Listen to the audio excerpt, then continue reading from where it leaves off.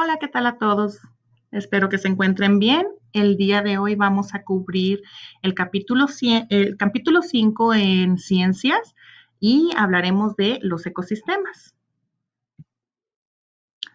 El día de hoy empezaremos hablando sobre la energía en los ecosistemas. La energía circula constantemente a través de los ecosistemas. En la mayoría de estos ecosistemas existen 4 niveles principales de alimentación que determinan la dirección en que fluye la energía. La energía pasa de un nivel a otro a medida que unos organismos son consumidos por otros. Primeramente tenemos los productores, después tenemos a los consumidores primarios, los consumidores secundarios y tenemos los descomponedores. Estas son las 4 principales, ¿sí? Empecemos con los productores. Los productores son los organismos, generalmente son plantas, que transforman la energía solar en energía química almacenada. Luego tenemos los consumidores primarios. Estos son los herbívoros, lo que les llamamos herbívoros, y obtienen su energía alimentándose de los productores. Luego tenemos a los consumidores secundarios, que son los carnívoros, y estos obtienen su energía alimentándose de los consumidores primarios. Finalmente tenemos a los descomponedores. Estos son organismos que obtienen su energía de los organismos muertos de los otros niveles, ¿sí? Una vez que todos estos organismos mueren, ya sean las plantas, los herbívoros, los carnívoros y más, al morirse, ¿sí? Los descomponentes obtendrán la energía de estos organismos muertos, ¿sí? Ahora, los modelos como los que se observa en este diagrama nos permite visualizar la relación energética entre organismos de diferentes niveles. Muestran cómo se gana y se pierde energía con el tiempo. Los productores constituyen la base principal de la pirámide. El tamaño de cada barra, vean cómo se va disminuyendo, es proporcional a la cantidad de energía disponible. Solo un pequeño porcentaje de la energía disponible es consumida en el nivel superior. Es por eso que esta área en la pirámide es la parte más pequeña. Ahora hablaremos de la materia en los ecosistemas. Una de las formas de representar la relación de alimentación es a través de lo que se le llama una cadena alimentaria, ¿sí? En este modelo, como lo pueden ver, usa flechas para indicar la dirección en la cual se transfiere la materia y la energía entre los organismos. Tenemos a los productores, ¿sí? Que en este caso sería pues la planta. Luego tenemos al herbívoro, ¿sí? Es nuestro consumidor primario. ¿Qué significa? Este herbívoro o consumidor primario, como dijimos en el diagrama anterior, ¿sí? Este consumidor primario come la planta. Es por eso que aquí dice la planta es comido por el consumidor primario. Luego, el consumidor primario es comido por un omnívoro o un consumidor secundario, que a su vez este consumidor secundario será consumido por un carnívoro o un consumidor terciario.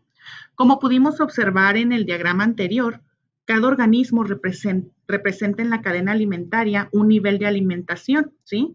Y este nivel de alimentación es diferente en el proceso de transformación de la materia y la energía. Una cadena alimentaria típica no tiene más de 5 eslabones. Recuerdan que en el otro teníamos 5 eslabones, aquí nada más tenemos 4, ¿sí? Porque no estamos señalando a los descomponedores, ¿sí?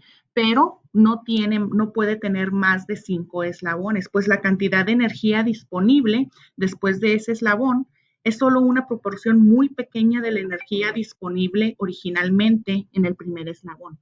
¿Sí recuerdan? En la pirámide, la base era la barra más ancha. conforme iba avanzando, conforme se iban consumiendo un nivel al otro, el nivel de energía que se iba obteniendo de cada uno de esos niveles iba disminuyendo considerablemente. Así que si tuviéramos más de 5 niveles, el nivel de energía ya sería prácticamente inexistente. La mayoría de los ecosistemas son complejos y realmente no pueden ser representados por una cadena alimentaria simple, ¿sí? Sin ramificaciones, porque la mayoría de los organismos van a depender para su alimentación de más de una única especie, ¿sí? La mejor forma de representar estas relaciones de alimentación es a través de lo que le llamamos las redes alimentarias.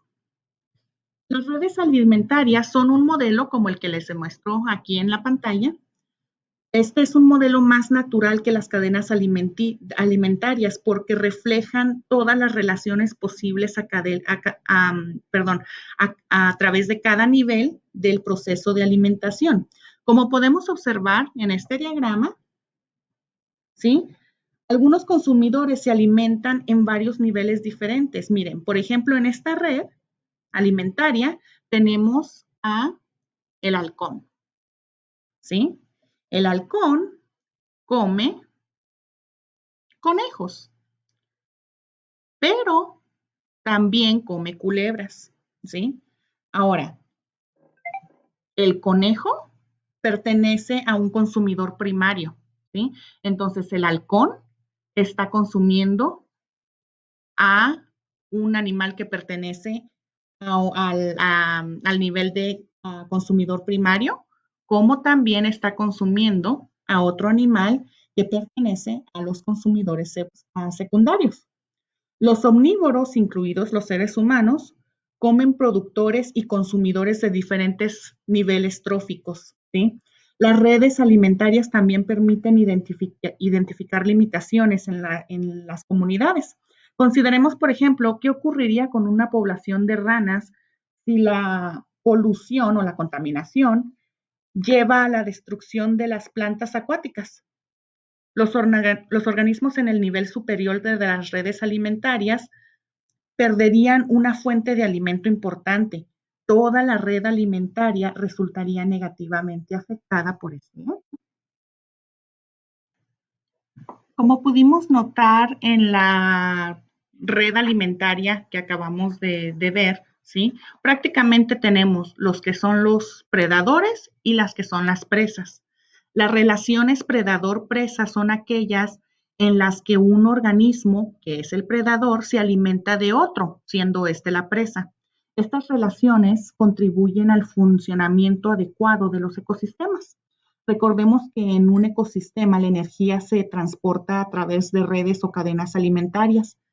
La depredación asegura que el flujo de energía continúe, aunque también puede constituir un factor limitante para el crecimiento de las poblaciones. En esta gráfica que tenemos aquí en esta diapositiva, la población de presas, como pueden ver, disminuye. En este caso, la presa, pues, ¿quién sería? La liebre. Y tenemos el lince, que sería el predador, ¿sí? Como podemos ver, la liebre, que es la línea anaranjada, ¿sí? La población de estas presas disminuye abruptamente en varias oportunidades. Por ejemplo, la teníamos aquí, empieza a subir un poco y ¿qué pasa? Abruptamente tenemos un cambio donde baja y luego empieza a subir otra vez y nuevamente tenemos un cambio abrupto. Cada disminución trae como consecuencia también una declinación en la población de los predadores, pues disminuye su fuente de alimento, ¿sí? Cada vez que que las presas, el número de presas baja, pues obviamente los predadores ya no tienen que consumir, que comer, entonces al mismo tiempo también ese número baja, ¿sí? Puesto que su fuente de alimento está disminuyendo. Como resultado de la reducción, de la reducida población de predadores, la población de presas puede recuperarse. Al ya no haber un animal que los esté consumiendo, que los esté comiendo, entonces es por eso que el número vuelve a subir el número de presas, perdón, ¿sí? Y se empieza a recuperar. Esto es seguido de un aumento también en la cantidad de predadores. Las relaciones predadores-presas son importantes para la salud de las poblaciones naturales. Por lo general, son los miembros más jóvenes, viejos o enfermos de una población los que son víctimas de los predadores. La depredación restringe el tamaño de la población de presas dentro de los límites de los recursos disponibles, ¿sí? Otro tipo de relación que afecta a la supervivencia de muchas especies es lo que le llamamos la simbiosis. Se le llama simbiosis la simbiosis ocurre cuando existe una relación de asociación cercana entre miembros de especies diferentes que se prolonga en el tiempo. Hay muchos tipos diferentes de simbiosis, ¿sí? Um, y a esto es a lo que le llamamos la simbiosis. Finalmente vamos a hablar sobre la alteración de los ecosistemas. En todos los ecosistemas, las condiciones cambian continuamente, a veces cambian de una forma rápida y abrupta debido a ya sea inundaciones o podrían ser tal vez incendios. Otras veces los cambios son más lentos y se deben a la aparición de una especie nueva que empieza a adueñarse de las zonas, ¿sí? Los alimentos disponibles, el agua y las temperaturas fluctuantes también desempeñan un rol en el equilibrio de un ecosistema, ¿sí? En esta tabla que tenemos aquí, se identifican y describen 4 alteraciones comunes en los ecosistemas. Primeramente, ¿sí? De este lado tenemos el tipo de alteración y de este otro tenemos la descripción. En el tipo de alteración, la primera que tenemos son las inundaciones. ¿Cuál es la descripción de esta alteración? Es cuando una cantidad de agua supera la cantidad normal, cubriendo áreas que habitualmente no ocupa. Transporta sedimentos y sustancias contaminantes, ¿sí? Entonces, obviamente, esto va a alterar el ecosistema, ¿ok? La siguiente es la destrucción del hábitat. ¿Qué es esto? Es cuando el hábitat natural desplazado o destruido y pierde su capacidad sostenible para las especies que habitan en él. Puede también ser la expansión urbana, la tala de árboles son una causa común, ¿sí? Por ejemplo, tenemos en nuestras ciudades, tenemos varios los casos donde están construyendo viviendas, ¿sí? Entonces, ¿qué es lo que pasa? Nosotros aquí tenemos, ¿cuál es nuestro hábitat? Es el desierto, ¿sí? Entonces tenemos muchas zonas que no están pobladas, pero en el momento en que entran las máquinas de construcción, etcétera, etcétera, entonces, ¿qué es lo que pasa? Empiezan a destruir ese hábitat, ¿sí? Entonces, esa es otra alteración. La siguiente es la desertificación, que son regiones relativamente secas, se vuelven cada vez más y más áridas. Los cuerpos de agua comienzan a secarse y ocasionan pérdida de plantas o de la vida animal. También eso es algo que nosotros podemos ver aquí, ¿verdad? Tenemos muchas épocas en las que la lluvia es realmente escasa. Entonces, nuestra área que ya de principio de entrada es bastante seca, se está convirtiendo aún más árida, ¿sí? Los cuerpos de agua, los yacimientos de agua que tenemos se secan y pues obviamente esto ocasiona que los plantíos y ciertos animales ya no puedan sobrevivir en el área. Finalmente tenemos las especies invasivas. Esto ocurre cuando especies no nativas, que no son del área, que afectan adversamente el hábitat y la ecología de una zona, invaden este espacio, ¿verdad? Nuevas especies de plantas o animales pueden alterar el ecosistema al competir con las especies nativas por recursos limitados como alimentos o espacios. Algo con lo que podemos hacer relación a esto es, por ejemplo, nosotros sabemos muy bien que al cruzar el puente de México, de Juárez, aquí al Paso, hay muchas plantas que no nos dejan traer.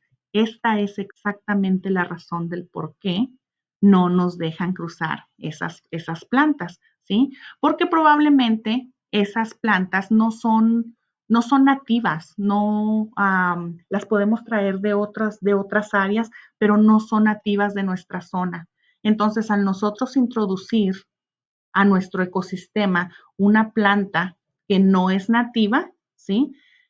Estas pueden empezar a invadir las plantas que sí son nativas, entonces ya va a haber ahí una competencia por espacio, ¿sí? O por los recursos que necesiten las plantas para sobrevivir. Y entonces eso afecta realmente a un ecosistema. Bueno, pues señoras y señores, con esto hemos llegado al final de nuestra clase. Los quiero invitar a que visiten los videos que les pongo para apoyo, ¿sí? Les recuerdo una vez, esto les va a ayudar a entender mejor esta clase y también bajo el área de presentaciones. Ahí les pongo las presentaciones que cubren este tema. Por favor, léanlo, por favor, revísenlo, ya que estas diapositivas, estas presentaciones contienen aún más información que lo que alcanzamos a grabar aquí. Les agradezco mucho por su tiempo y nos vemos para la siguiente clase.